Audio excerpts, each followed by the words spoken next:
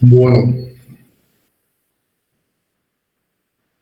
todos pueden ver el slide ahí, ¿sí?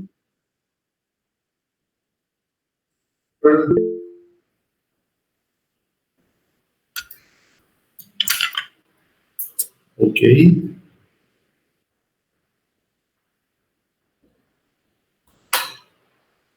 Vamos a grabar la clase y empezamos.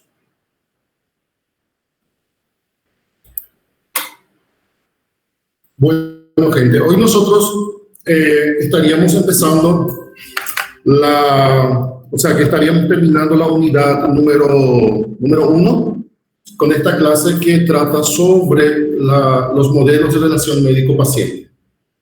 Bueno, entonces, de acuerdo a la programación que yo había hecho al inicio del semestre, este tema estaba más adelante en otra unidad, pero me pareció más coerente, ¿verdad? Eu achei mais importante trazer esse tema aqui, fechando a unidade 1, porque na unidade 1 nós estivemos analisando aí a questão dos princípios da bioética, um pouco da história do principialismo, e eu acho mais coerente a gente tratar esse tema dos modelos de relação médico-paciente para fechar essa unidade 1, tá? E depois, na unidade 2, a gente começaria já com outros temas também interessantes. Tá? Então, este tema é sumamente importante de lo que nosotros llamamos relación médico-paciente. Bueno, entonces, ¿qué es lo que nosotros podemos decir de este tema antes de iniciar?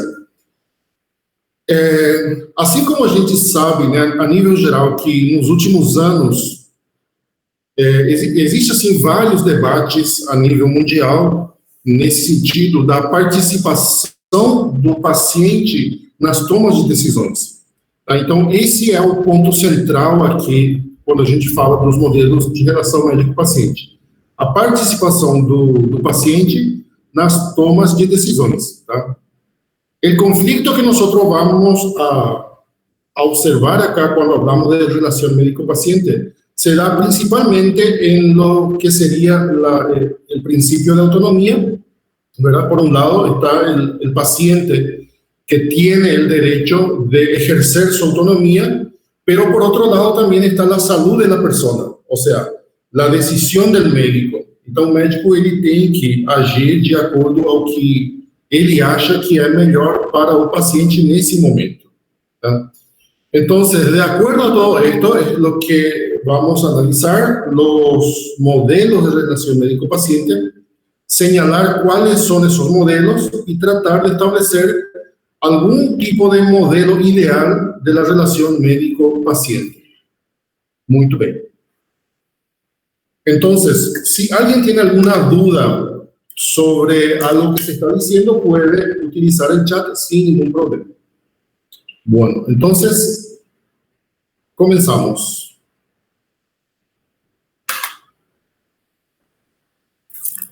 Esto es nuestro tema, relación médico-paciente. ¿Okay? Podemos empezar nosotros diciendo esta frase del doctor Pedro Laín Entralgo, que es una persona que trabajó mucho las cuestiones de la ética médica, etc. Y él dice, el acto médico es un acto ético. Tá? Então, você não pode separar a ação do médico de uma ação ética. É a mesma coisa, para ele a ação do médico é uma ação ética. Bueno, ¿qué es lo que nosotros podemos decir de la relación médico-paciente? La relación médico-paciente es una interacción, tá? É uma interação. E é uma interação que se produz entre quem? Entre o médico, o que a gente chama agente de saúde, tá? E uma pessoa ou várias pessoas, tá? Porque a relação médico-paciente também envolve a família. Obviamente, o paciente ele não está sozinho. Tá? Por exemplo, com a esposa, com o marido, envolve os filhos, também pode ser que esteja envolvido a familiarización médico-paciente es una interacción entre el médico y las personas. ¿Cuál es el objetivo de esta relación médico-paciente? En primer lugar, es diagnosticar. Ese es el primer punto para ter un tratamiento positivo, diagnóstico. Luego, curar, pero también mejorar las condiciones de salud. Estamos hablando de una medicina preventiva y también prevenir una enfermedad. Entonces, el médico ele não só diagnostica, cura, mas também ele trata de prevenir uma doença. Principalmente quando tem doenças aí hereditárias, por exemplo, no caso de coração, diabetes. Então, ele tem que prever a doença de acordo a um tratamento. Então, todo esto envuelve lo que sería la relación médico-paciente. Si nosotros queremos hacer una mirada hacia el pasado de este tema, el concepto de relación médico-paciente empieza en el siglo XVIII por un médico que se llama John Gregory, ¿tá? Y él describe esta relación como una relación fiduciaria, ¿tá? La relación fiduciaria es una confianza, é como você confiar algo em alguém, tá? Isso é o que nós chamamos fiduciário, vem de confiança. Então, esta relación médico-paciente que describe John Gregory ya en el siglo XVIII es como el paciente confía en el médico y pone en la mano del médico su salud y su enfermedad, en todo caso, para ser curado. Entonces, una breve referencia histórica a esto, ¿verdad? Y John Gregory, para elaborar su teoría fiduciaria de la relación médico-paciente, él utilizó el concepto moral de la época, que era el iluminismo, ¿verdad? Y tomó algunas normas éticas que hasta ahora se utiliza, por ejemplo, ¿verdad? Y una de esas normas éticas que él utiliza en esa teoría fiduciaria es siempre decir la verdad. La verdad ante una condición grave, tá? Então, o paciente, já naquela época, já existia essa consciência de que o paciente ele tem que acessar a verdade. Está el tema de la confidencialidad, ¿ya? La cuestión es que envuelve la advertencia contra el acoso sexual de pacientes, también las cuestiones de las consultas, negociaciones con los neurocirujanos, farmacéuticos, esto que envuelve, por ejemplo, la parte comercial. También él advertía ahí el abandono sobre pacientes moribundos, la advertencia contra el empleo de pacientes para realizar experimentaciones científicas, también las reglas contra experimentaciones animales, y también lo que se podría hablar de una definición y determinación clínica de la muerte. Son temas que nós já vimos abordando aqui ao longo da nossa conversa sobre a bioética. Então, esses são, digamos assim, as normas que ele colocou aí nessa sua teoria fiduciária. Existen varios modelos de relación médico-paciente. Yo traje acá 4 para que nosotros podamos analizar cada uno de esos modelos. No son los únicos modelos que nosotros podemos observar, señalar, pero sí podríamos decir que son los modelos más importantes.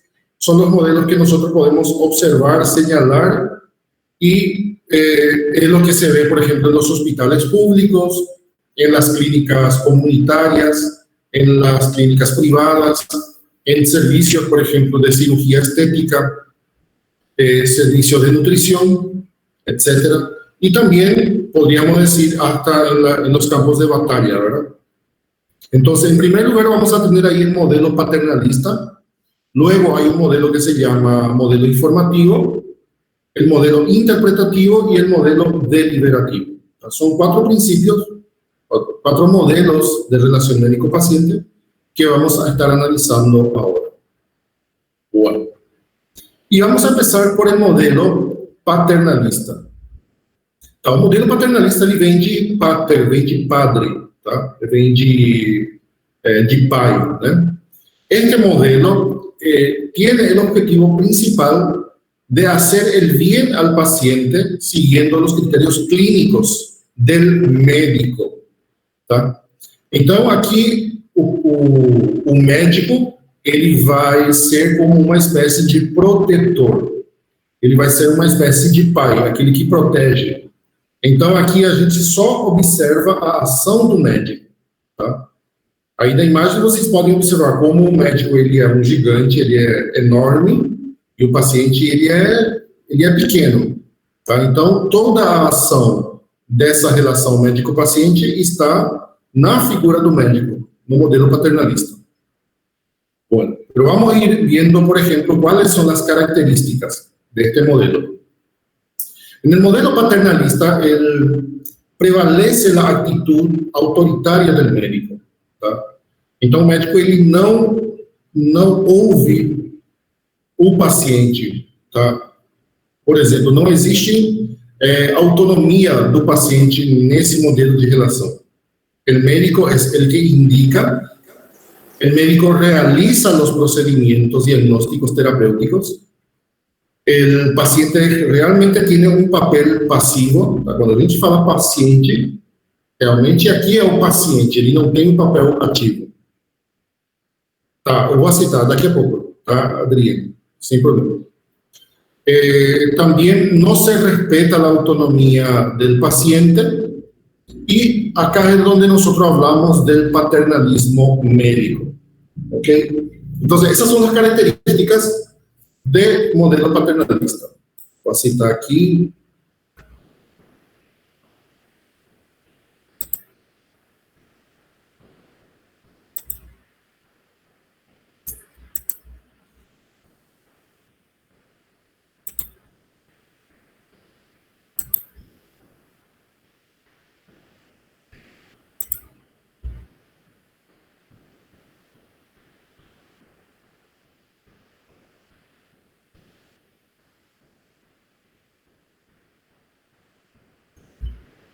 ¿Tem más? Tem.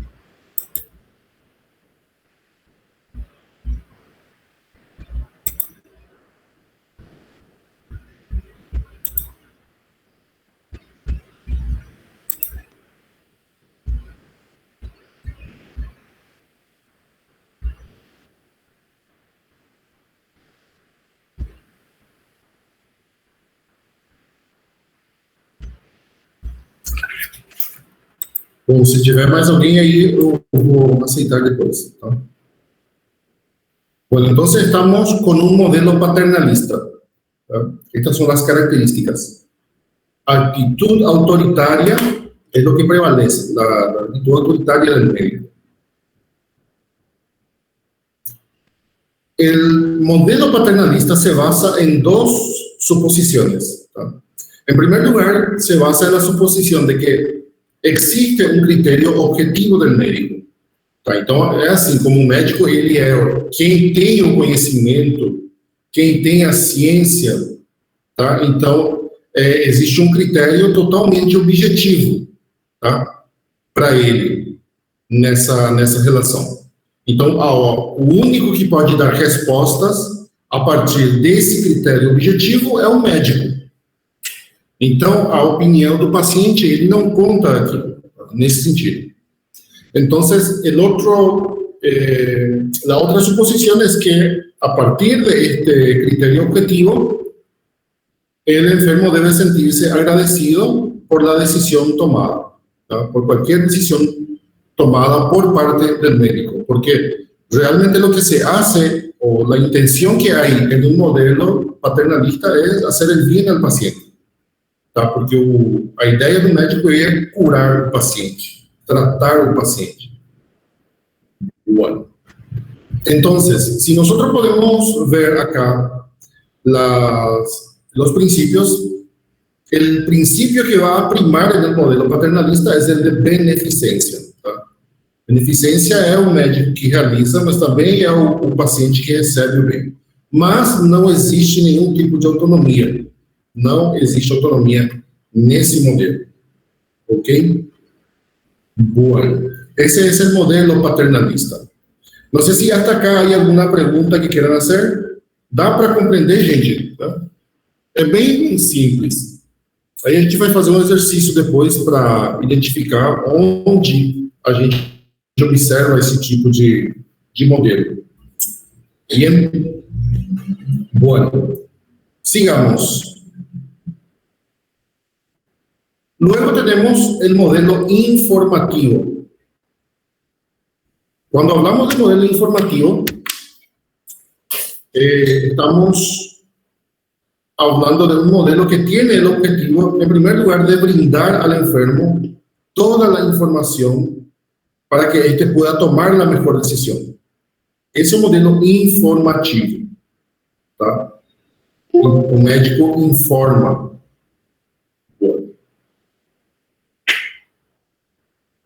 Ese es otro modelo.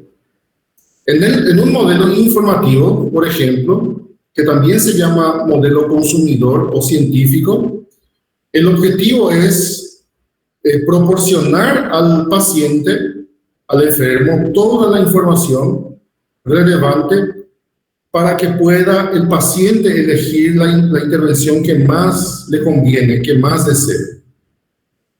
¿Ok? ¿Se entiende? Entonces, en el modelo informativo, los valores del paciente están poco definidos. Si nosotros hacemos una comparación, por ejemplo, con el modelo paternalista, nosotros observamos muy bien que el que prima en ese modelo son los valores del médico. Tá? Então, o médico, ele tem conhecimento, ele sabe qual é o melhor tratamento, então estão bem definidos quais são os valores aí, os valores do médico. No modelo informativo, os valores do paciente não estão definidos, tá? Então, qual, por exemplo, é o melhor tratamento para esse paciente? Não se sabe, por isso que é que o médico, nesse modelo, ele vai fornecer toda a informação relevante para que o paciente possa escolher qual é o melhor tratamento. ¿Cuáles son las obligaciones del médico en un modelo informativo?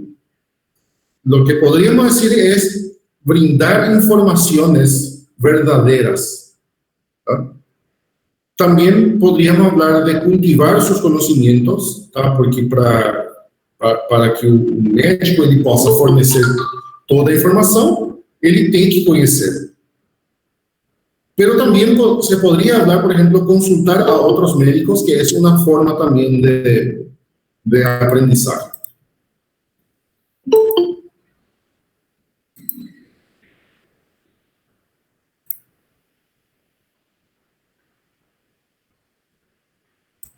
Hasta acá, gente, no sé si hay alguna pregunta.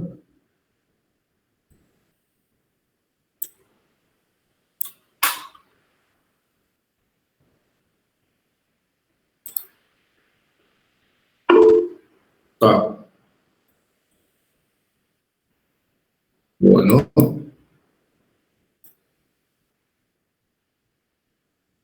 Veamos el otro modelo, que es el modelo interpretativo. Entonces, nosotros ya vimos el modelo paternalista, el modelo informativo y ahora vamos a ver el modelo interpretativo. ¿Cuáles son los objetivos que tiene este modelo de relación médico-paciente? Es determinar cuáles son los valores y deseos del paciente para poder ayudar al paciente, ¿verdad? Bueno.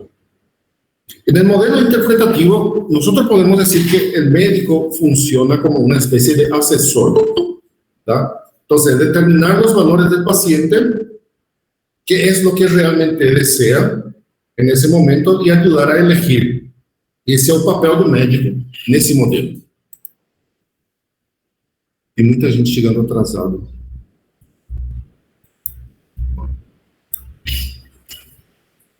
¿Se entiende?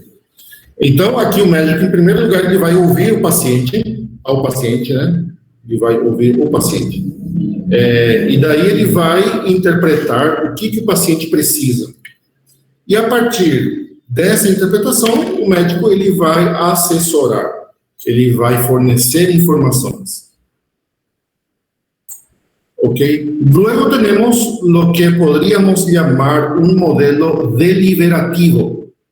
O que é o modelo deliberativo? Bueno, tenemos que ver el objetivo de este modelo, que sería ayudar al enfermo a elegir entre todos los valores relacionados con la salud, aquellos, por ejemplo, que son mejores para su situación clínica.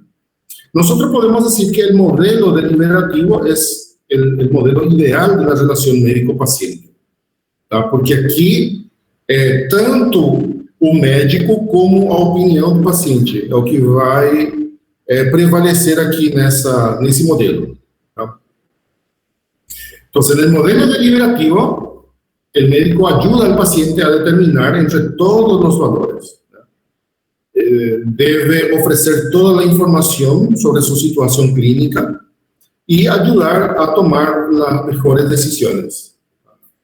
Esse é o papel do médico acá. Então, a responsabilidade é 50% e 50%. Claro que nós estamos falando, assim, de um modelo onde o perfil do paciente realmente é uma pessoa que pode ou está em condições de exercer a sua autonomia, significa que é uma pessoa que tem todas as informações, tá? Mas também depende do médico para que ele possa tomar as decisões, tá? Porque o médico realmente, ele é o experto na matéria, tem o conhecimento, e coisa que o paciente ele não tem, tá? Ele tem um conhecimento geral, ele é uma pessoa informada, é uma pessoa que cuida da sua saúde, que gestiona bem o seu corpo, a sua vida. Então, a partir dessa situação, é onde a gente pode observar esse modelo deliberativo. Esse é um modelo de relação médico-paciente que poderíamos dizer ideal. ¿Ok? Bueno, hay una filósofa que se llama Victoria Camps, y ella dice lo siguiente del modelo deliberativo. En el modelo deliberativo, el profesional actúa como un amigo o un maestro, y después de facilitar toda la información pertinente, compromete al paciente en un diálogo deliberativo para ver qué curso de acción sería el más adecuado en cada caso. Tá? Então, nesse modelo deliberativo, existe um diálogo, não existe tanta distância entre o paciente e o médico, tá? Porque se existisse essa distância, não poderia ser deliberativo, né? Então, acá é importante que o médico conozca também bem a seu paciente. Ok? Bueno, não sei se há alguma pergunta acá nesta parte. Professor. Sim. O modelo da relação médico-paciente, ele vai depender do local onde o médico vai trabalhar, vai atuar, ou isso vai depender do paciente com que ele vai atender? Por exemplo, se for um paciente onde ele tenha várias informações, eu posso trabalhar com um modelo mais deliberativo. Se for um paciente que seja um pouco mais humilde, mais simples, eu posso trabalhar um outro tipo de modelo, é isso? Excelente pergunta. Tá, a gente justamente vai falar sobre isso, mas vamos pensar assim. Num hospital público, tá, é impossível você ter um modelo deliberativo, por exemplo. Qual que é o modelo que vai primar aí? É um modelo paternalista. Serviço de urgência, por exemplo, é paternalista. Então, o modelo deliberativo, a gente não observa ele assim, depende muito da cultura, do nível da pessoa, inclusive também pode depender da questão econômica, porque o modelo deliberativo a gente não observa tanto digamos assim, em uma relação clínica de hospitais públicos, mas a gente observa, por exemplo, em serviços de estética, serviços odontológicos, também poderia ser consultório de nutrição, por exemplo. A gente observa mais esse modelo deliberativo, tá? Porque aí o paciente ele vai com uma ideia e com a ajuda do profissional ele vai ter um bom tratamento. Agora, hospital público é impossível modelo deliberativo. quase uma utopia isso, né? Aí o que vai primar realmente é o modelo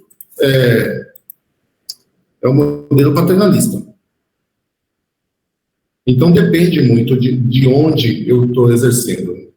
Você vai, por exemplo, como médico sem fronteiras na África, aí é modelo paternalista.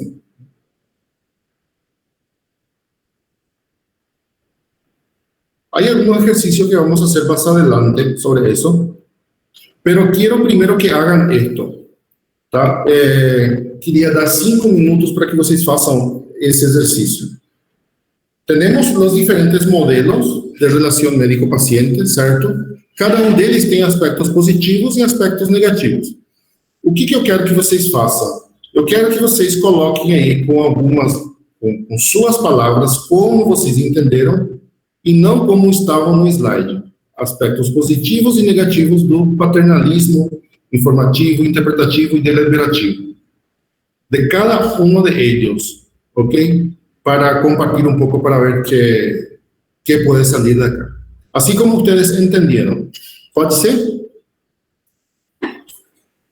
Quero dar uns 5 minutinhos para que vocês façam isso.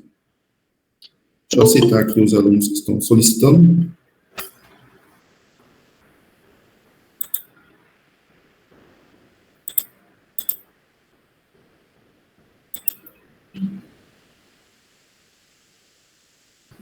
Tá?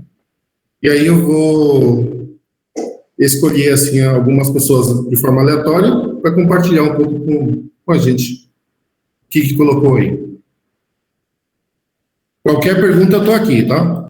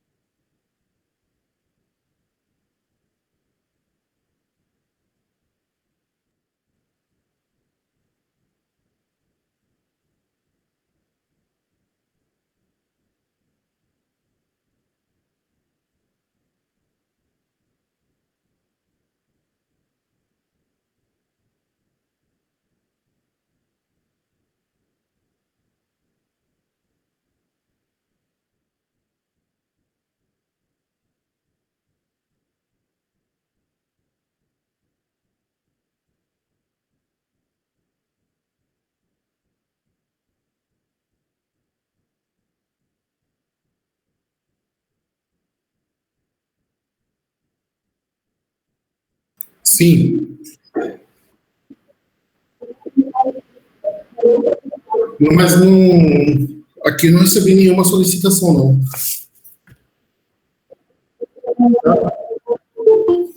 A Vanessa? Mas acho que já estão aceitando. Vale. Qualquer pergunta podem fazer. Eu estou aqui. Tem que colocar com suas palavras. Ya vamos a continuar. Los aspectos positivos y negativos de cada uno de ellos.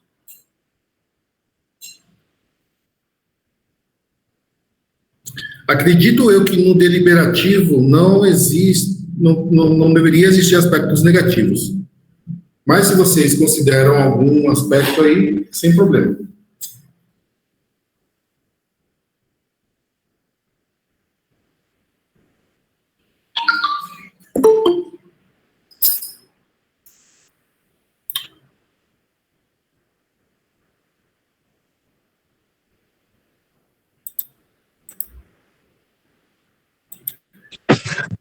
Doutor, boa tarde. Sim, boa tarde. Doutor, eu comentar com o senhor um caso corriqueiro que tem acontecido muito nos consultórios. Não está dando para ouvir direito, não. Me ouve bem? Agora sim. Tá. E quando o paciente chega no consultório já com a pesquisa no Google completa e questionando o diagnóstico que o doutor faz, qual é a melhor solução para esse caso corriqueiro? Olha, não deu para escutar bem, não. Está saindo muito travado. A última parte não deu para ouvir. Vou tentar escrever, tá ok? Agradeço.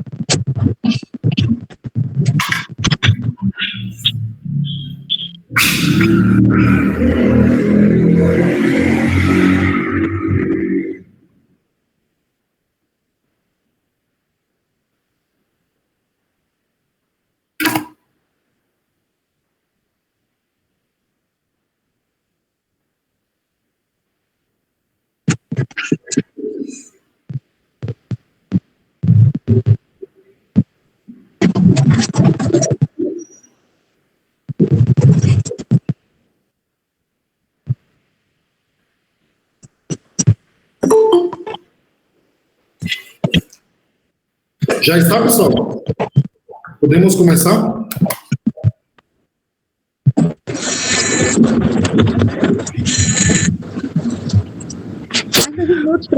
Oi, mãe, tô dando a volta. Ana Laura Piffer está por aí?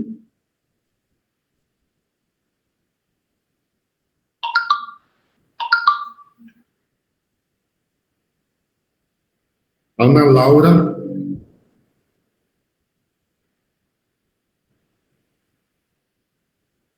Ana Paula de Oliveira.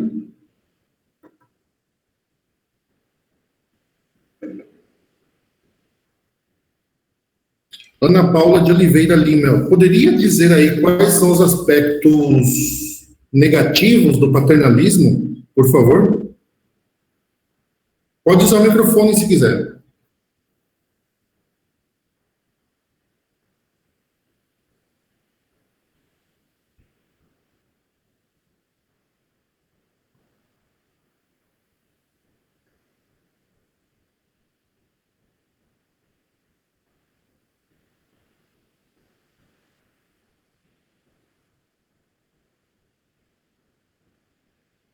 Pode escrever sem problema.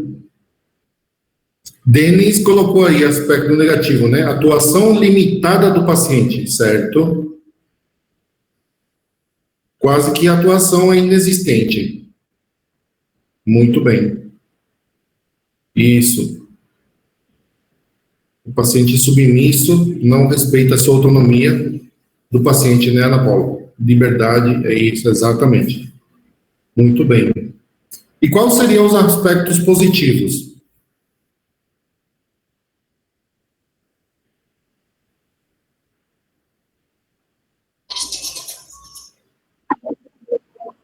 Sim?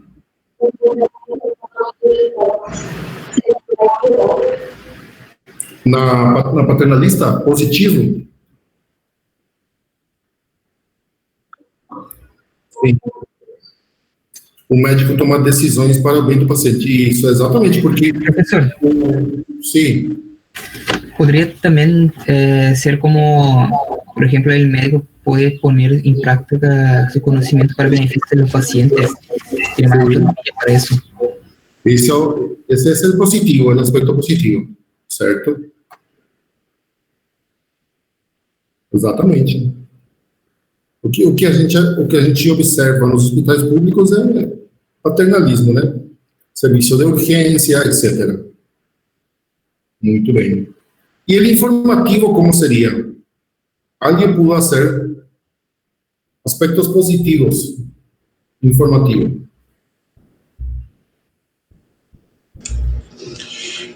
O médico procura sempre informar da melhor forma o paciente sobre o seu real estado de saúde.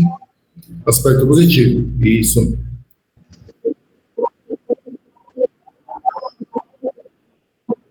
O informativo também, isso também é verdade. A adequação, né? Muito bem. E o negativo qual seria?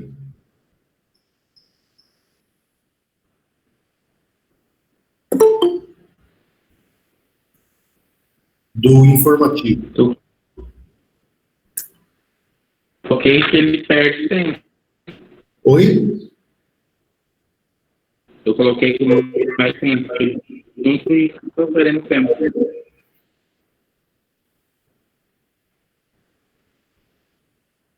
Na consulta.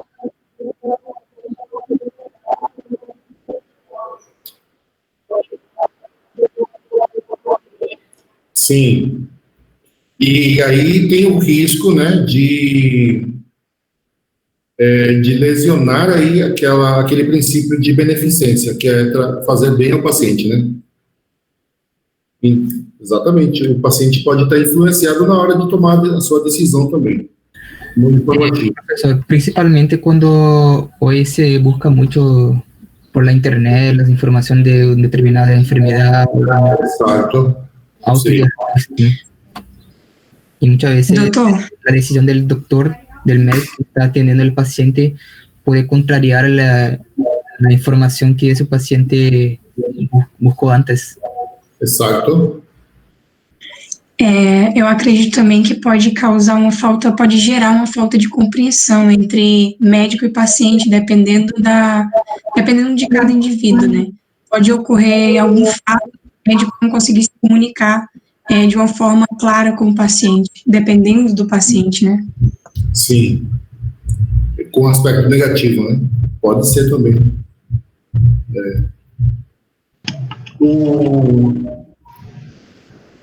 Que aspecto poderia, por exemplo, causar essa falta de compreensão? Cultural, religioso? Acredito que cultural, doutor. Mais cultural, né? Acredito que sim, por exemplo, pessoas de zonas rurais, mais leigas, digamos assim. Entendo. E o interpretativo?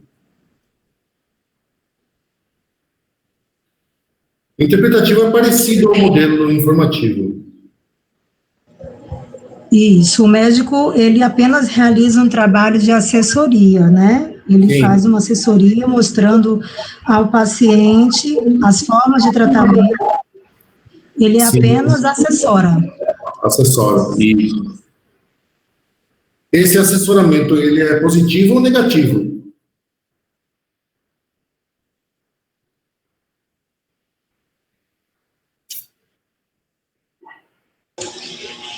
Positivo. Acredito eu que seria positivo.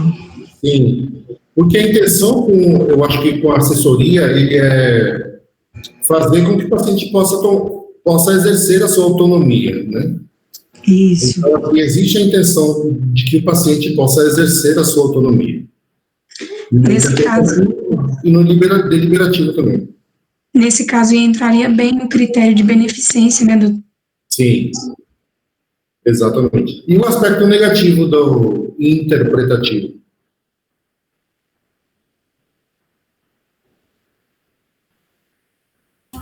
Professor,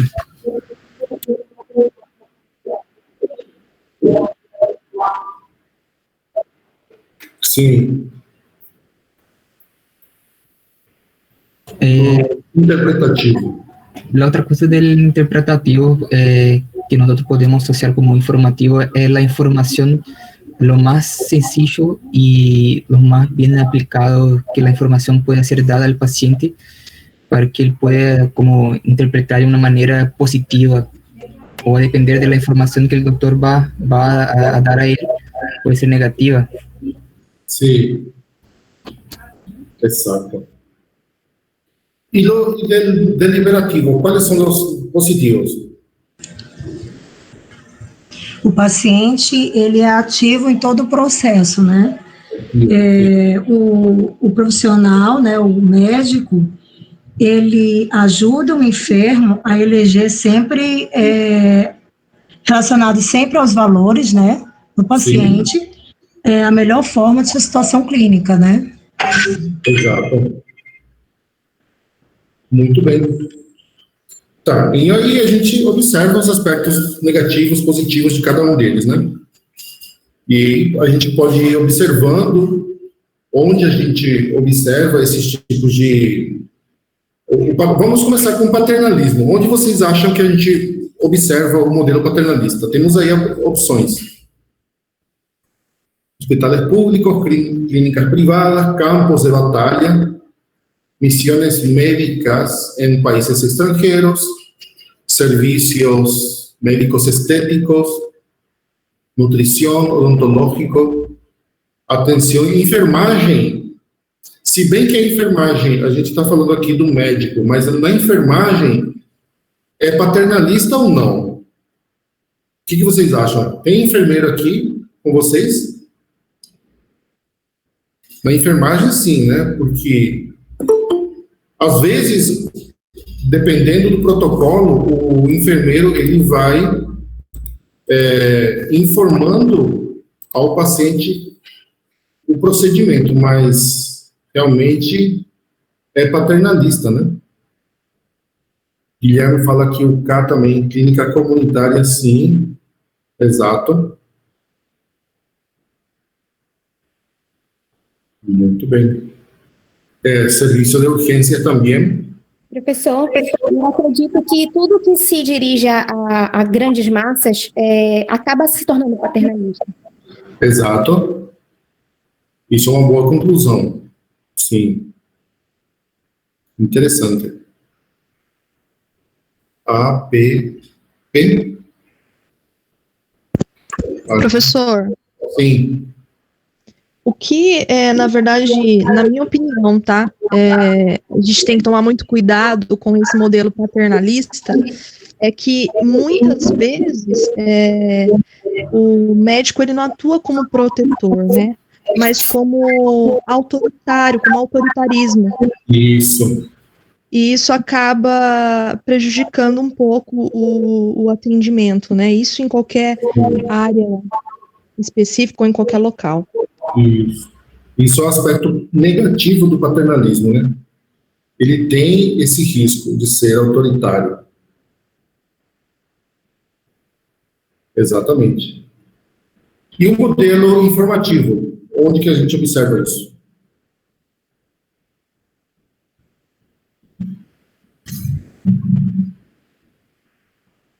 Aí tem vários, né? Privadas, estéticos, nutrição, odontológicos. Sim. Médico família. Sim. Eu vou colocar aqui como opção médico família também, Alexandre. Tem uma figura aqui, né? Médico da família. Y profesor, el consultorio de nutrición, ¿eso también es paternalista?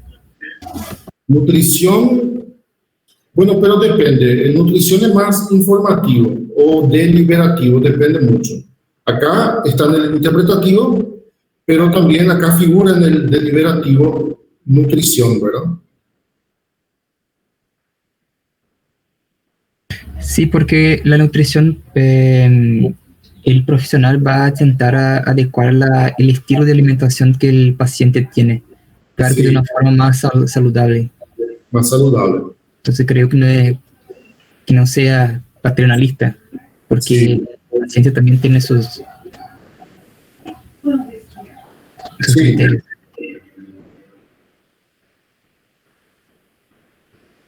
¿Alguien ya preguntado algo?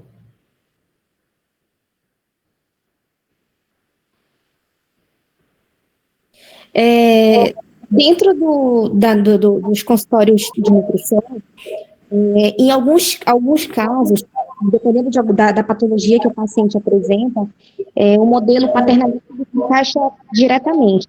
Como, por exemplo, se eu tenho um paciente que chega e ele fala resultado, eu vou dizer a ele que eu vou precisar tirar tudo que contém glúten da dieta dele. Sim. Na última parte não deu para ouvir, mas é mais ou menos isso. E o deliberativo, onde que a gente observa? Doutor, só um parênteses, por favor.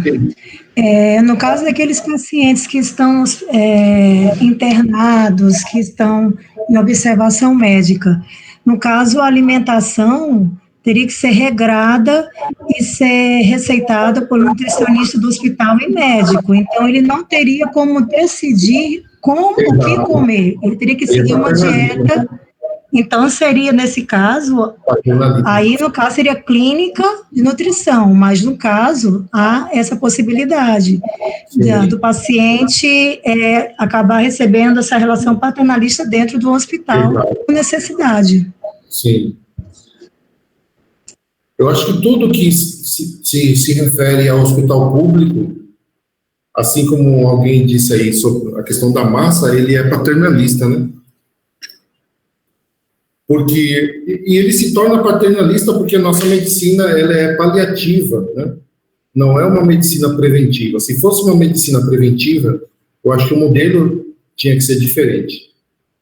Mas como você tem que intervir na doença, então, por isso, às vezes, acaba sendo paternalista sempre, né? Muito bem. Vamos ver os benefícios. ¿Cuáles son los beneficios que hay de la relación médico-paciente? Em primeiro lugar, ou seja, aqui o único benefício seria a saúde das pessoas, né? A saúde do paciente e a saúde da população em geral. E, em todo caso, evitar o sofrimento, a dor, né? Esse seria o benefício na relação. Eu acho que qualquer modelo, ele visa o bem do paciente, ele visa curar, né? Independentemente dos aspectos positivos e negativos, eu acho que esse é o benefício que a gente pode encontrar. Pero também há ameaças que podemos observar, por exemplo, na relação médico-paciente. Há uma ameaça que é um pouco mais complicada, que seriam as ameaças das influências biopolíticas. Tá? Aí a gente está se metendo numa área assim bem complicada, porque não depende dos critérios médicos. Aqui depende, por exemplo, de questões políticas. Então, por exemplo, quem são os que obrigam os países a adotar certas políticas públicas em matéria de saúde? Os organismos internacionais. No caso, por exemplo, o principal aí é a OMS. Então, são influências biopolíticas que poderia ser uma ameaça nessa relação médico-paciente.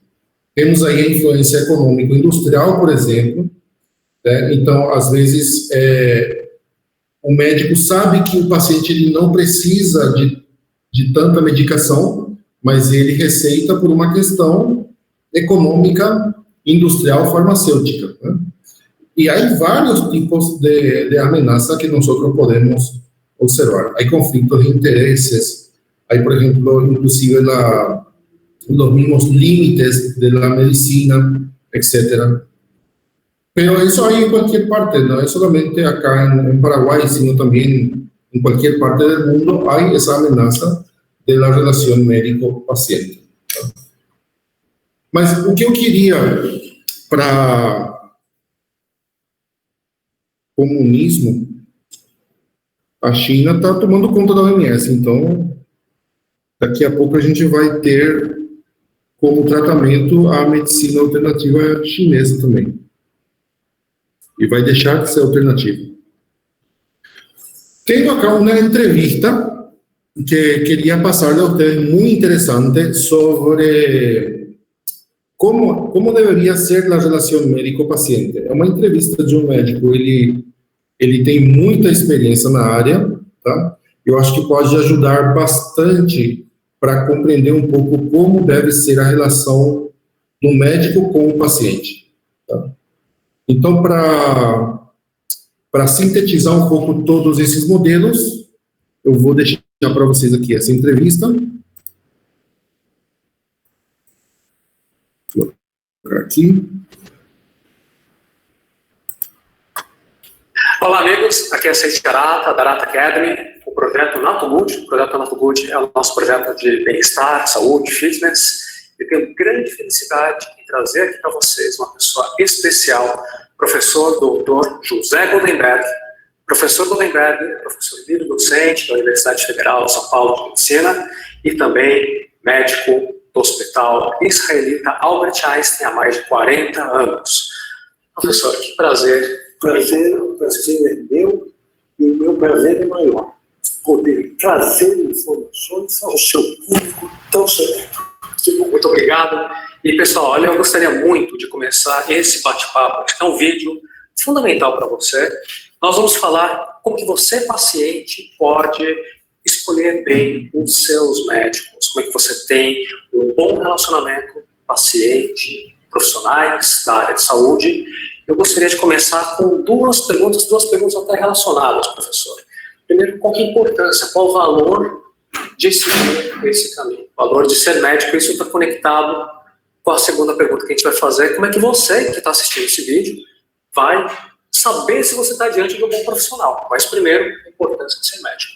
Eu acho o seguinte, ser médico é um privilégio. O que é de mais importante que Deus colocou nesse mundo, além das várias benesses que Deus nos deu, que o ser humano? Ele colocou no mundo o ser humano. E o ser humano é algo muito especial. O médico cuida do ser humano que tem o privilégio de cuidar da vida. E tem um outro privilégio maior, de cuidar da saúde, que permite uma vida. E cuidando da saúde do ser humano em todos os seus aspectos. Prevenção, tratamento, reabilitação funcional e restituição à sociedade é algo fantástico. Ou seja, ele é a mão de Deus. E Deus, não tenho dúvida, que ilumina o médico. Veja uma palavra muito importante que o professor Goldenberg trouxe aqui, a parte da prevenção. É um dos tópicos que nós vamos trabalhar hoje nessa conversa. E, bom, com toda essa importância, infelizmente, nem sempre os nossos amigos que assistem esse vídeo encontram sempre os profissionais que valorizam toda essa importância. Como é que alguém que está assistindo o vídeo saberá que ele entrou num consultório e que ele estará sendo bem atendido? Bom, fundamentalmente, o médico tem que fazer um atendimento competente e humano, respeitando também o paciente. O que significa isso? O que é um atendimento competente e humano? Paciente, eu sempre digo que a medicina se faz com os órgãos dos sentidos. Então, veja, o paciente entrou, você vai recepcioná-lo, você vai cumprimentá-lo, mas, ao mesmo tempo, você vai olhar para ele. Quando ele entra, eu vejo como ele entrou. Vejo se ele entrou sorrindo, se ele entrou triste. Veja se ele está bem arrumado ou mal arrumado. Veja se ele tem autoestima ou não tem autoestima. Veja quem acompanha marido, filhos. Para mim isso é fundamental. Eu entrar, eu já vou olhando a marcha dele. Será que ele está mancando? Será que ele tem uma escoliose? Ele está torto? Então, a consulta começa por aí. Jamais organizamos. Porque o médico trata seres humanos e não trata exames. É o que nós vamos abordar depois. Com certeza. Na segunda fase, é o segundo órgão dos sentidos. Ele tem que ouvir muito e falar pouco. O ser humano tem um privilégio. Nariz de perdigueiro e 2 ouvidos. O ser humano tem uma boca, um nariz e 2 ouvidos. Então, ou seja, ele tem que ouvir o paciente. E como é que ele tem que ouvir o paciente? Eu começo a consulta não perguntando por que ele veio. Eu começo sempre pelos antecedentes. Por que eu começo pelos antecedentes? Porque a gente sabe que tem doenças de origem genética. Primeira pergunta que eu faço: seus pais estão vivos? Ah, estão. Ou não estão? Ah, ele não está vivo? Morreu do quê? Morreu aos 48 anos de um infarto do miocárdio. No registro. Ou me diz o seguinte. Aliás, desculpe interromper, você registra com caneta, não com computador, como infelizmente eu estou fazendo aqui. Eu não uso o computador da consulta, porque a consulta se torna impessoal. Eu marco na ficha e depois eu para o computador. O relacionamento é muito importante. O relacionamento é olho no olho. A partir disso, eu vou perguntar para ele. A partir daí, eu vou ver se tem doenças familiares. E a segunda pergunta que eu faço é sobre o seu estilo de vida. O senhor fuma? Não fuma? Bebe? Usa drogas ilícitas? Infelizmente, nós vivemos numa sociedade com drogas ilícitas. E acaba sendo tabu. Muitas vezes as pessoas não querem falar. Eu pergunto mesmo, pergunto com respeito e procuro orientar e dizer porque eu sou contra a droga. Mas não obrigo ele. A seguir, eu vou ver o estilo de vida. Se ele é sedentário, se ele não é sedentário. Passando isto, eu pergunto quais são os remédios atuais e os remédios do passado. Por que isso tudo? Porque pelos remédios atuais e pelos remédios do passado, eu já consigo saber quais são os diagnósticos que ele teve. E dentro dessa anamnese, que eu ainda não me pergunto, porque se ele foi operado, por que isso é importante? Isso para mim é importante, porque ele diz o seguinte: olha, eu fui operado da tireoide porque eu tive um câncer de tireoide. Eu fui operado da vesícula. Eu fui operado do coração, eu coloquei esteira. Então eu já sei como é que eu vou fazer a anamnese, como é que eu vou prevenir. Então isso é fundamental. A partir daí, eu pergunto, por que o senhor veio aqui? Aí eu tiro um histórico minucioso atual. E procuro complementar nesse histórico o histórico do passado. Nesse histórico, nos antecedentes, uma das coisas que eu faço questão de perguntar é quanto ao trabalho, satisfação do trabalho, satisfação em casa. E uma pergunta que eu faço sempre: você está de bem com a vida? Ah, eu não estou de bem com a vida, porque não. Aí ele diz o seguinte: bom, eu não trabalho, eu tenho um marido agressivo, eu tenho um chefe agressivo, ele ignora. Então, dependendo da doença, eu já sei que eu vou tentar ajudar. Mas já me estreitou como eu poderia ajudar. Porque a doença não deixa de ser algo familiar. E isso eu sempre coloco. Se não houver a participação da família, a coisa fica muito complicada.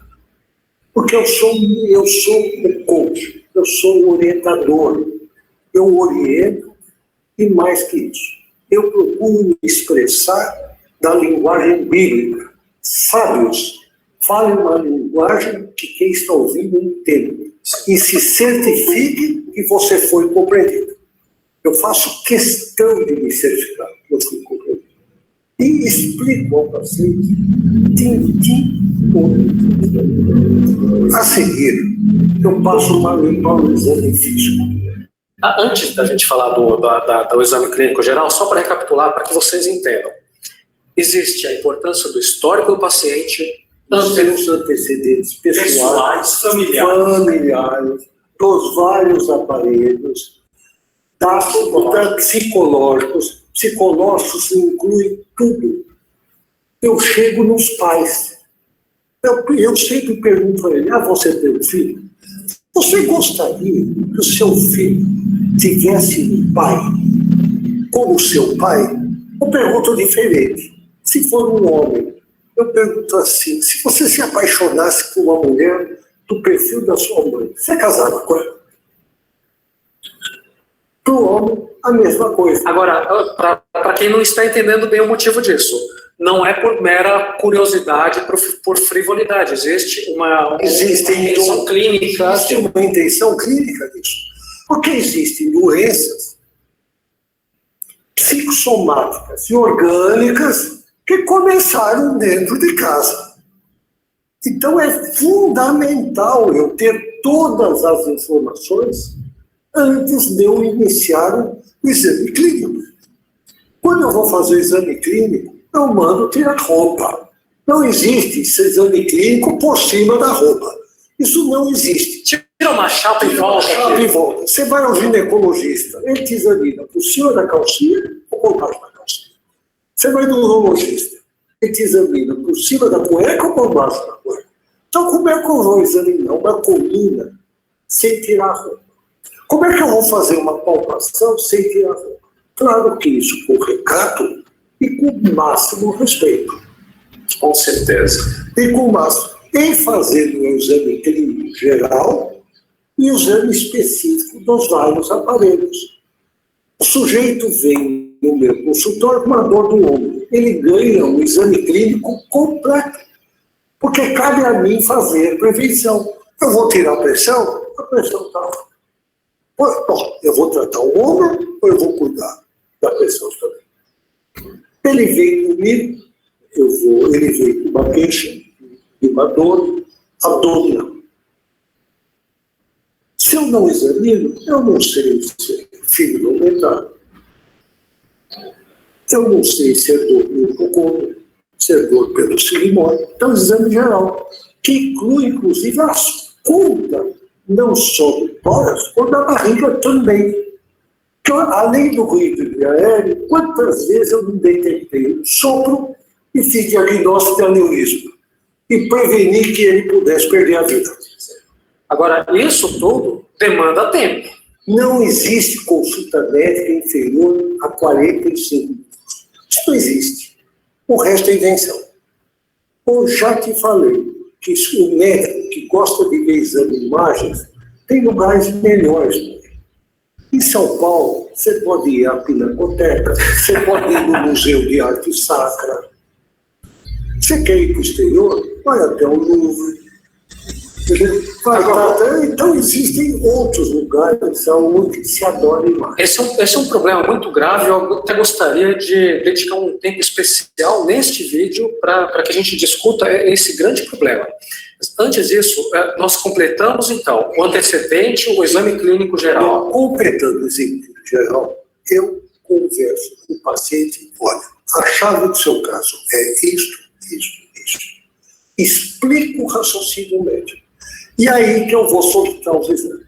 Muitas vezes, aí ele trouxe os exames. Então, nessa hora, eu olho os exames. Tem exames que ele fez em lugares que não são de boa qualidade.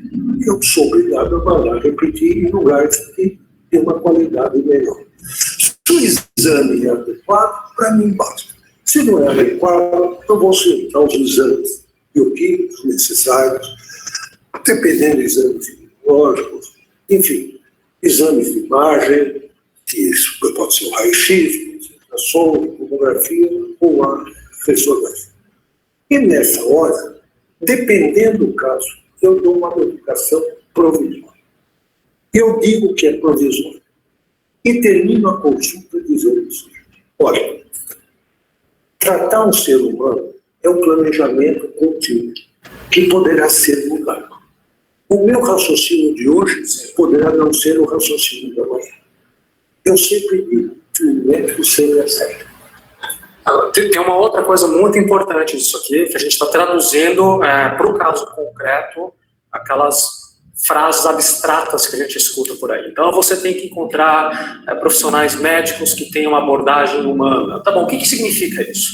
Entre várias coisas, significa você lidar com alguém que vai te tratar com respeito, que não vai subestimar você. Clínica do professor Gutenberg inclui discutir com o paciente o raciocínio médico.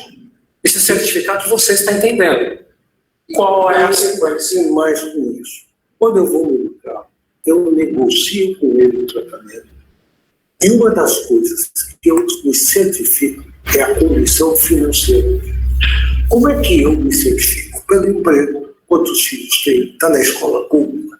Está na escola privada? Enfim, vivemos no Brasil.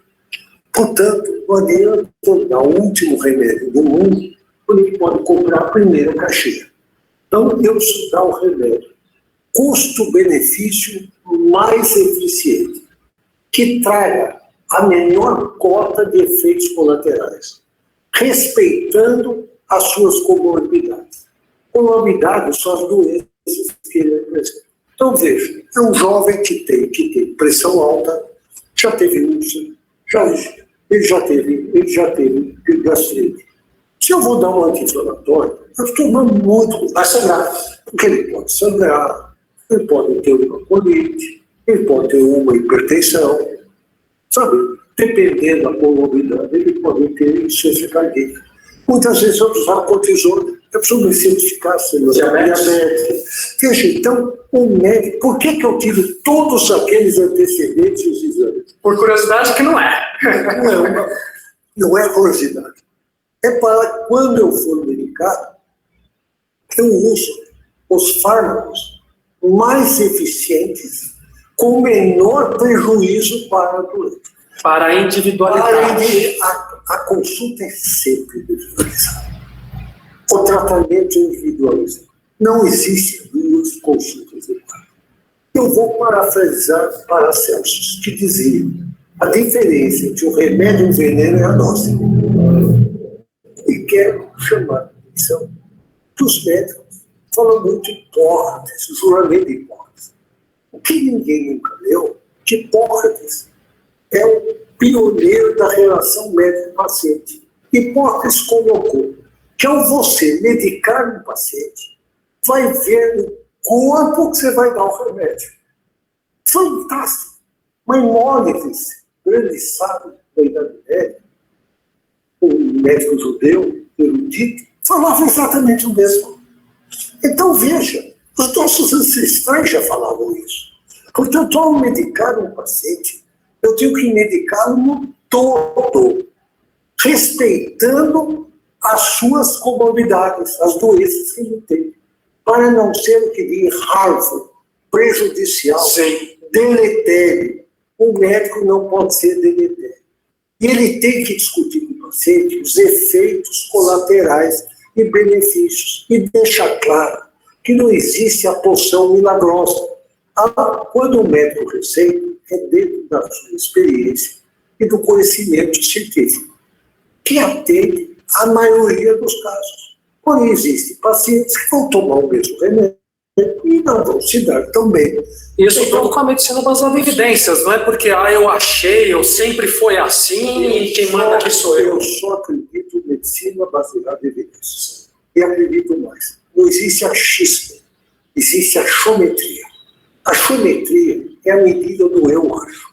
Quando o médico diz eu acho, eu pergunto onde você publicou, aonde você leu, quer me dar a fonte que existe o tal do placebo. Eu já vi gente tomar hiperroxo, água oxigenada, a magnésia do padre e melhora mesmo. Então, o chamado efeito placebo. Agora, precisa se ver esses remédios em que circunstâncias foram usados. Porque se você me dá um placebo numa artrite reumatoide, ele vai ficar inválido. Você me dá em lúpus, você pode matar ele. Então, veja, precisa tomar muito cuidado aonde são utilizados esses pacientes. Muitas vezes eu digo, continua com o seu, mas use também o meu. Sim, mas esse também eu uso o meu. Por um lado, a gente tem a questão dos placebos, mas o outro lado, o remédio não é balinha. Exatamente, eu sempre digo o seguinte: remédio não é bala, não é chocolate, não é um bife.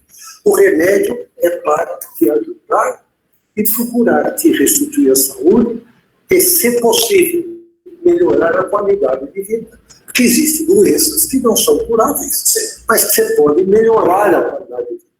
Outra coisa que eu faço questão de chamar a atenção do paciente é abolir o cigarro. Eu não tolero o cigarro. Por que eu digo abolir o cigarro?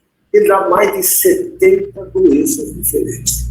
Eu sempre digo, a fatura sempre chega.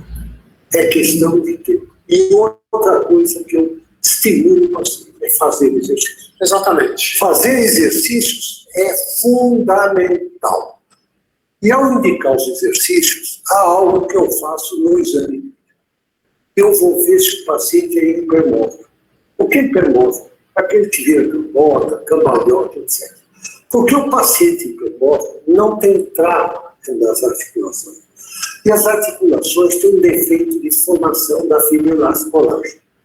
E aí que você pode lesar o paciente.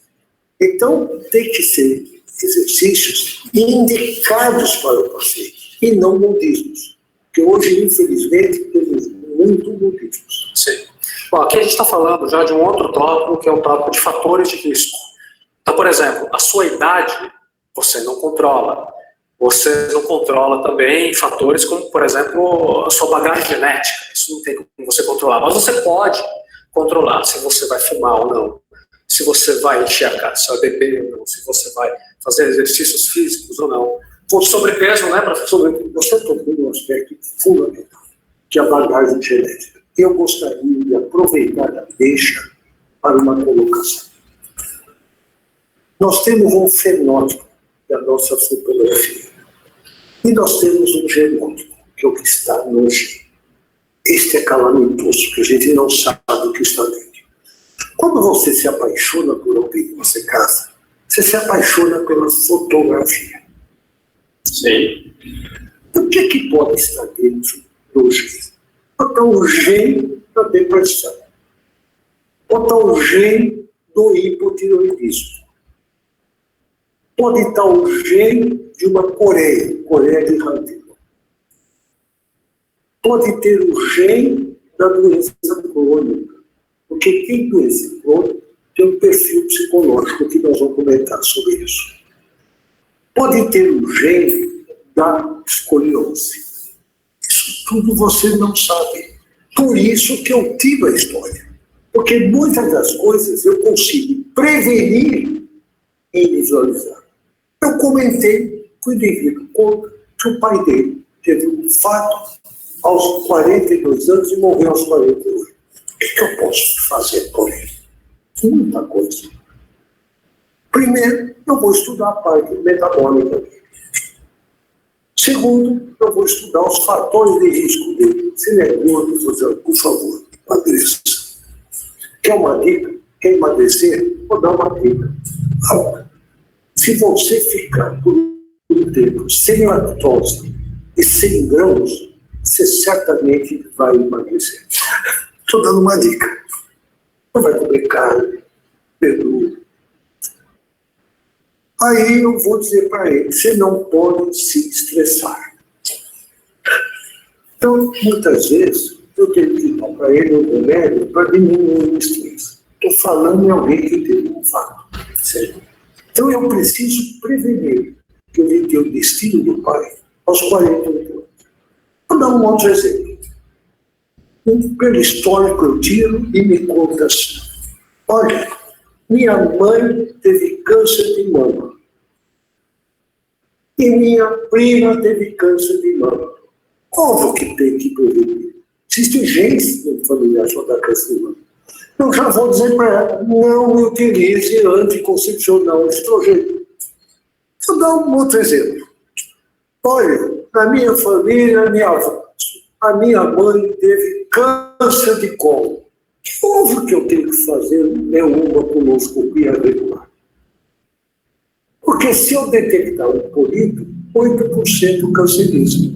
E se eu extrair um pólipo, eu vou evitar o câncer de colo. E se aparecer um divertículo, a colonoscopia, eu vou orientar uma dieta rica em fibras. Eu vou dar um outro exemplo. A pessoa tem crises de tosse, pneumonia, de repetição. Isso é interessante olhar se não existe refluxo. Então, precisa-se estudar o refluxo, levantar a cabeceira. Enfim, o médico previne doenças. Exato, Não é só a consulta, é a prevenção. Eu não entendo medicina que não inclua a prevenção. Isso é fundamental. Eu não entendo. Esse tipo de medicina eu não aprendi. Todos esses exemplos, eles estão dando uma mensagem que você não pode ficar, não, na minha família sempre foi assim, e assim será comigo, porque existe a possibilidade de ter boas escolhas. E tem mais que isso. Existem doenças, por exemplo, que se manifestam e por trás dessa manifestação clínica existe um tumor. São as síndromes paraneoplastas. A semana retrasada mesmo, eu tive um paciente de Eldorado, no Mato Grosso, com uma fraqueza muscular tremenda. Eu disse, faça uma colonoscopia. Eu peguei um câncer desse linguoide. Retirado o câncer. Ele já me telefonou de Eldorado que ele está sem dor no estômago. Então, veja, os cânceres podem se manifestar de várias formas. Pode dar uma doença dos vasos, são as vasculites. Podem dar dores articulares, são síndromes paraneoplásticas. Sabe, eles podem dar fraqueza muscular. Um idoso com dor muscular, que pode ser uma polimialgia reumática, tem que se provar que não tem câncer. Sim. Então, veja. O que está por trás aqui? O que é que está? Então, o médico tem que ser um clínico de verdade. Sim. Eu, como reumatologista, eu sou felizardo. Porque o reumatologista, eu posso afirmar que é o clínico melhor preparado da medicina. O tratamento tem que ser na integridade. Exatamente. Fator orgânico, psíquico, laborativo, social. É o que eu coloco. E dentro disso, eu gostaria de colocar duas coisas, que é muito comum. Hoje é muito comum pedir um exame chamado fator antinuclear. Quem tem um fator antinuclear, hoje vai ao Dr. Google. E chegando no Dr. Google, você tem fator. Não, você pode ter um lúpus. Puxa vida. Ou dar um fator reumatoide, você pode ter uma artrite reumatoide. Ou faz uma ressonância, parece uma hérnia de disco, e quer operar a hérnia, tratar... Presta atenção, esse ponto é muito importante. Tratar a hérnia, não tem nada a ver com isso.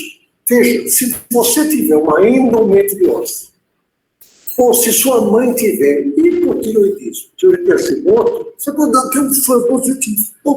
É o que eu chamo de incidentaloma. É um achômetro de laboratório. Então precisa se valorizar o que é achômetro e o que é a doença. Daí o argumento. Eu toquei da hérnia de disco. Esta é a praga da humanidade. Porque todo mundo tem hérnia de disco. De cada 5 pessoas assistindo esse vídeo, tiver 4 pessoas ao seu redor, bastante provável que 2 entre vocês tenham, 40% tenham agora uma hérnia. E sem dor. E sem dor. Para valorizar uma hérnia, tem que ter uma correlação entre a clínica e o exame neurológico. E já posso dizer aqui, antemão, que pouco se opera a hérnia de disco. Existe um abuso na indicação cirúrgica de hérnia de disco, cervical e lombar, como existe um abuso de indicação do que eu chamo metais, são os médicos metalúrgicos. Então são parafusos, próteses. São os açougueiros dos metais. Não que não tem indicação. Quando tem indicação, tudo bem. Mas a gente sabe que existe um abuso. Sabe-se que um determinado hospital importante de São Paulo, que é o Hospital Humberto Einstein, que é o melhor hospital da América Latina, onde eu tenho privilégio militar, existe um grupo de coluna.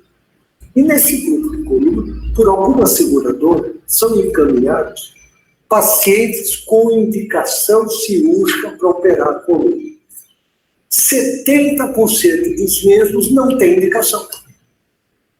É uma coisa fantástica.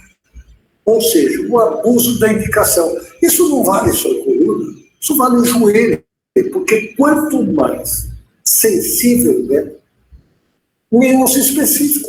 Se você fizer uma ressonância em joelho, quem não tem traço de lesão do menisco? Eu mesmo tenho. Então, o que eu faço? Emagreci e faço a ginástica. Então, de novo, vem toda a ciência que é necessária para os profissionais de saúde de entender falsos positivos, entender os números. Entender falsos positivos, entender falsos negativos, entender os números, saber valorizar o exame, pedir exames, somente os exames necessários.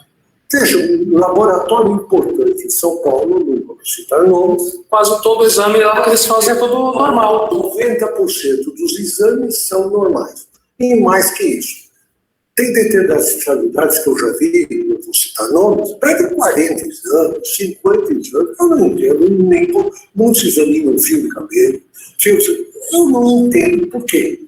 Mas voltando à questão da hérnia, então, para ficar bastante claro, é um ótimo exemplo de um caso em que você encontra uma certa informação, você faz uma falsa relação, você não entende a diferença entre a causação e a correlação, fala, olha, é por isso que você tem tal problema, vamos fazer aí uma operação, sendo que seria algo que poderia perfeitamente ser tratado como uma intervenção puramente. Primeiro, você precisa determinar se a hérnia é a causa real do problema. E sendo a causa real do problema, quero dizer que hérnia não se sempre trata. E na Europa, em determinados países, como a Alemanha, Suécia, só permite cirurgia se você tratar 6 semanas. Utilizando todos os fatores de risco de dor de coluna, que são basicamente 6. Primeiro é a idade. A idade depende da genética. Segundo é o tabagismo.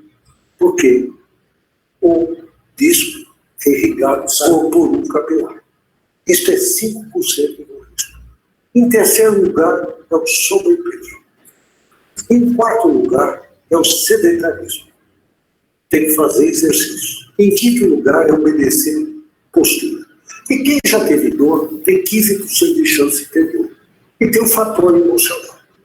Quantos casos eu não vejo que tem uma hérnia e eu pergunto, deixa eu perguntar, quando você se aborrece, a dor aumenta? A dor aumenta. O que tem que ver a hérnia com o fator emocional? Vou colocar uma coisa que é mais grave. 90% das dores cerebrais são por problemas de articulação temporomandibular, que é o bruxismo.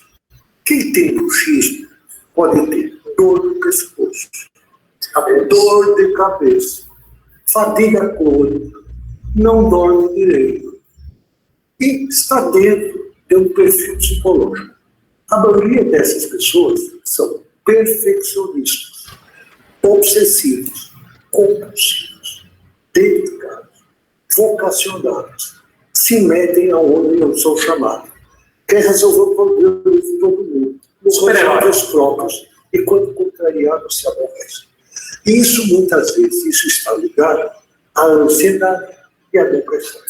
Então, veja, quando tem uma hérnia, eu tenho que tirar todos. Então, peraí, você tem que emagrecer, você tem que fazer exercício, senão ela volta. E pode voltar do mesmo lugar. Veja, quando você opera uma hérnia, ainda que tenha indicação, se não continuar os fatores de risco, ela pode recidivar no mesmo nível. Então, o que eu quero dizer? Que a cirurgia da hérnia cervical é muito menor da hérnia lombar. E que a maioria das dores cervicais, para ver se não tem bruxismo, para ver se quando se aborrece não dói, vai ver se a dor não é devido a um fator emocional, vai ver se não teve um problema com o filho, com a filha, se não teve um problema com o seu chefe. Então, veja, isso tudo faz parte da consulta médica. Traduzindo em outras palavras, isso tudo é você olhar os fatores de risco, não é sair cortando, a hérnia, o bico de papagaio, também é outro absurdo. Em todas as doenças, vou dar um exemplo maior. Vamos falar sobre osteoporose. Puxa, osteoporose é um problema mundial, é o maior problema de saúde pública. Tem duas doenças que, quando se manifestam, a Inês é morta, que é a pressão alta e a osteoporose. Quando a pressão alta se manifesta, você tem um derrame, acidente vascular cerebral. E quando na osteoporose, você tem a fratura. E dependendo do local da fratura, você pode perder a vida. Uma fratura de colo do fêmur no idoso, pode levar pode levar uma infecção e perder a vida. Existem fatores de risco para ter osteoporose. Você pega uma mulher, são mulheres magrinhas, bonitinhas, loirinhas, dos olhos azuis, de baixo peso, fumantes, não fazem exercício, menopausa precoce, menarca tardia, menstruação tardia. Então, esse histórico tem que ser tirado de todos os pacientes. Ainda tem uma forma chamada FRAX, que eu não vou comentar aqui, mas que o mais importante é o tabagismo atual. Então, parar de fumar é central em todas as doenças. A gente gostaria de encerrar esse nosso bate-papo, está excelente, retomando a questão da relação médico-paciente. Então, entre os pontos, eu acredito muito que a conscientização é fundamental, porque começamos o vídeo falando quais são os bons profissionais da área clínica, da área médica, diferentes profissionais que vão lhe atender bem, mas o paciente também tem o dever de buscar se informar, de compreender o raciocínio clínico, de se ele não pode adquirir aquele determinado medicamento que está além da condição financeira dele, que ele não tenha vergonha, diga, doutor, isso aqui está pesado, o senhor mandou tomar uma vez por dia, não tem vezes que eu não consigo. Ele tem que ter essa boa comunicação. Eu sempre digo isso. O médico tem por obrigação satisfazer as ansiedades do paciente e as suas expectativas, dentro do possível. E aquilo que não for possível, ele tem que deixar muito claro as próprias limitações dele e as limitações do paciente. E tem que explicar isso com muita clareza. E se o paciente não estiver satisfeito, troca do médico. Sim, senhor, obrigado. Por isso eu sempre falo, os seus médicos. Seus médicos. Veja, eu sempre digo, não existe casamento definitivo. Então não existe casamento definitivo com o seu médico. Casamento definitivo é com seus filhos, é com seus pais. Sim. O paciente, então, ele vai participar do tratamento, de todas as fases, do raciocínio. Se não houver a participação do paciente e a aderência do paciente, a consulta está perdida. O paciente perdeu o seu tempo. O médico vai se frustrar, porque ele deu o melhor de si e não foi correspondido. O paciente precisa acreditar no médico, mas o médico precisa acreditar no paciente. Isso tudo acho que a gente pode amarrar o papo de hoje com aquela frase fundamental que faz parte do processo de cura, o desejo de ser curado. Eu não tenho dúvida disso. Eu não tenho. Faz parte do desejo de cura. Dos seus milhares de casos de sucesso. Aliás, eu quero encerrar a consulta com uma frase que eu sempre digo. É poder e querer. Uns podem ficar bons e não querem ficar bons. Uns querem ficar bons e não podem ficar bons. Uns não querem ficar bons e não podem ficar bons. Uns querem, só vai resolver o que querem. Aliás, quem realmente quer, que muita gente fala da boca para fora, eu quero, mas no fundo não está disposto. Ele tem que querer, ele tem que poder, ele tem que participar do seu tratamento e levar ao médico as suas angústias. E o planejamento que foi feito, se ele achar que não é adequado, ele deve voltar ao médico e conversar com o mesmo e refazer o planejamento. O médico não é isso. Bom, eu sempre digo isso. Meus amigos, vocês agora sabem porque eu estava com tanto entusiasmo quando fiz a apresentação, professor Dr. José Goldenberg, uma aula maravilhosa. Muito obrigado por tudo que você faz, por compartilhar isso com nós. Eu que agradeço a oportunidade de divulgar o seu magnífico trabalho que você faz, poder levar à humanidade o conhecimento. E o que eu acho que é uma consulta, eu discuti aqui a minha visão da consulta. Essa é a minha visão. E eu morrerei desse tipo. Comecei assim, o dia que eu não consigo oferecer tudo o que eu disse, eu vou largar. Obrigado, professor. Forte abraço para vocês, meus amigos. Professor Dr. José Goldenberg. E aí, pessoal, essa era a entrevista para sintetizar um pouco, né, sobre essa questão da relação médico-paciente. Então, ele fala assim a nível mais ideal, né? Mas eu acho que é importante ter aí também a questão do ideal, para que a gente possa focar aí o modo de ser médico, a relação médico-paciente ideal, de acordo com o que ele foi falando aí, né? Então, isso que eu acho interessante. Não sei se hay alguma pergunta que queiram fazer até cá, para ir passando na lista.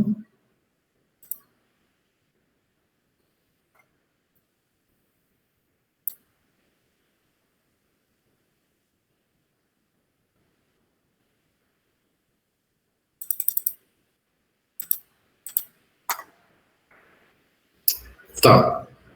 Bueno, entonces voy a quitar la lista para la presencia. A prova foi remarcada, né, para amanhã.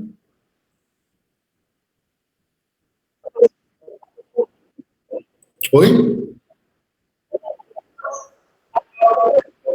Ah, tá. Então aí fica a possibilidade de colocar mais perguntas, né? Tem uma vantagem meio que desigual. Doutor, e como vai ficar a questão do repasso, né, daquela aula sobre a OMS? O senhor vai poder remarcar novamente ou o senhor vai passar o material para a gente? A da OMS, na verdade, não era a aula da OMS. A aula era sobre...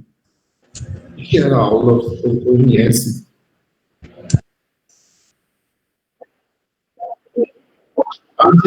Direitos humanos. Direitos humanos não cai na prova, porque não está no material. Aí a única pergunta são 3 perguntas que são cobradas, que podem cair na prova, que são objetivos da OMS, que é a prevenção, promoção, sede e os idiomas. E aí vocês já sabem, né? Aquela aula que é sobre direitos humanos, não tem nenhuma pergunta sobre isso. Agora, tem mais perguntas sobre princípios, principialismo e história da bioética. E é isso aí. Então, não se preocupem por direitos humanos, que não faz parte da prova, não. Bueno, entonces, si ponen su nombre, voy a ir pasando aquí.